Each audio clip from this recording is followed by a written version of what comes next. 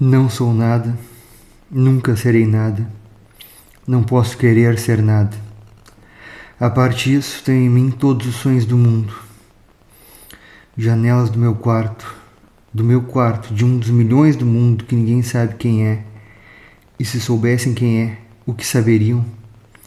Dais para o mistério de uma rua cruzada constantemente por gente, para uma rua inacessível a todos os pensamentos, real, impossivelmente real, certa, desconhecidamente certa.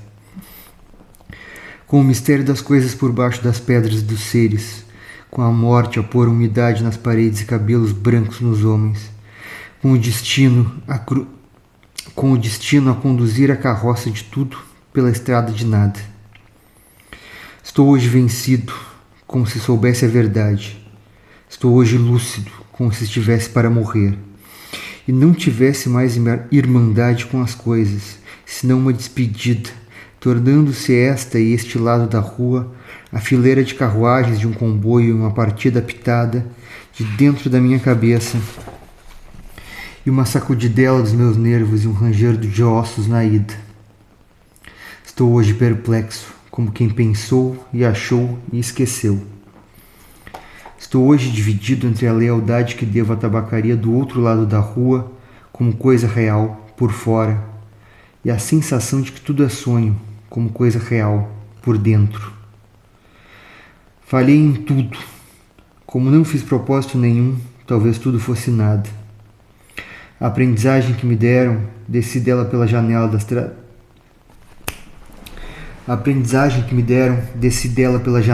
traseiras da casa. Fui até ao campo com grandes propósitos, mas lá encontrei só ervas e árvores, e quando havia gente era igual a outra. Saio da janela, sento numa cadeira. Em que hei de pensar? Que sei eu do que serei? Eu não sei o que sou. Que sei eu do que serei? Eu que não sei o que sou. Ser o que penso, mas penso ser tanta coisa. E há tantos que pensam ser a mesma coisa que não pode haver tantos. Gênio, nesse momento, 100.000 cérebros se concebem em sonhos gênios como eu. E a história não marcará, quem sabe, nenhum. Nem haverá senão estrume de tantas conquistas futuras. Não creio em mim. Em todos os manicômios há doidos malucos com tantas certezas. Eu que não tenho nenhuma certeza, sou mais certo ou menos certo. Não, nem em mim. Em quantas mansardas e não mansardas do mundo não estão, nesta hora, gênios para si mesmo, sonhando? Quantas aspirações altas e nobres e lúcidas, sim, verdadeiramente altas e nobres e lúcidas, e quem sabe se realizáveis, nunca verão a luz do sol real, nem acharão ouvidos de gente? O mundo é para quem nasce para o conquistar e não para quem sonha que pode conquistá-lo, ainda que tenha razão. Tenho sonhado mais do que Napoleão fez. Tenho apertado ao peito hipotético mais humanidade do que Cristo. Tenho feito filosofias em segredo que nenhum Kant escreveu. Mas sou e talvez serei sempre o da mansarda, ainda que não more nela. Serei sempre o que não nasceu para isso. Serei sempre só o que tinha qualidades. Serei sempre o que esperou que lhe abrissem a porta ao pé de uma parede sem porta. E cantou a cantiga do infinito numa capoeira e ouviu a voz de Deus num poço tapado. Crer em mim? Não, nem em nada. Derrame minha natureza sobre a cabeça ardente, o seu sol, a sua chuva, o vento que me acha o cabelo e o resto que venha se vier, ou tiver que vir, ou não venha. Escravos cardíacos das estrelas, conquistamos todo o mundo antes de nos levantar da cama, mas acordamos ele opaco. Levantamo-nos e ele é alheio. Saímos de casa e ele é a Terra inteira, mas o Sistema Solar e a Via Láctea e o indefinido. Come chocolates, pequena, come chocolates. Olha que não há mais metafísica no mundo senão chocolates. Olha que as religiões todas não ensinam mais que a confeitaria. Come, pequena suja, come. Pudesse eu comer chocolates com a mesma verdade com que comes, mas eu penso e ao tirar o papel de prata que é folha de estanho, deito tudo para o chão, como tenho deitado a vida. Mas ao menos fica da amargura do que nunca serei a caligrafia rápida destes versos. Pórtico partido para o impossível, mas ao menos consagro a mim mesmo um desprezo sem lágrimas. Nobre ao menos no gesto largo com que atiro a roupa suja que sou, sem rol, para o decurso das coisas e fico em casa sem camisa.